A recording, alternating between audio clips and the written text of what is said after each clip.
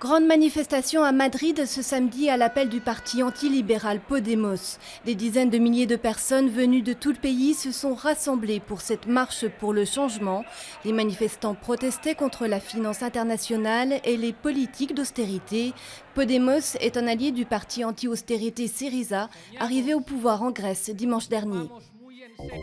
En Ukraine, le conflit s'intensifie. L'armée ukrainienne a perdu 15 soldats en 24 heures dans des combats contre les séparatistes dans l'est du pays. Des pourparlers en vue d'un cessez-le-feu ont débuté ce samedi à Minsk, en présence de la Russie et de l'OSCE, l'Organisation pour la sécurité et la coopération en Europe. Le conflit a déjà fait plus de 5000 morts en 9 mois. Juan Inlay Fa Guo, je pense qu'ainsi le message est clair. Bienvenue en France, c'est en mandarin que Manuel Valls a salué les milieux d'affaires chinois. Pour son 3e et dernier jour en Chine, le Premier ministre s'est rendu à Shanghai, la capitale économique, l'occasion de répéter encore une fois la volonté de la France d'attirer les investisseurs chinois.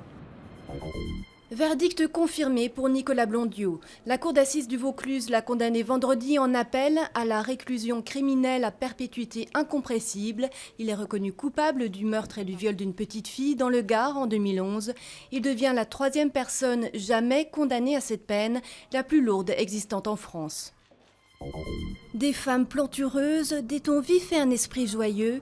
En Colombie, l'artiste Fernando Botero a inauguré son train de la culture avec une rame du métro de Medellín qu'il a entièrement redécorée sur le thème du cirque.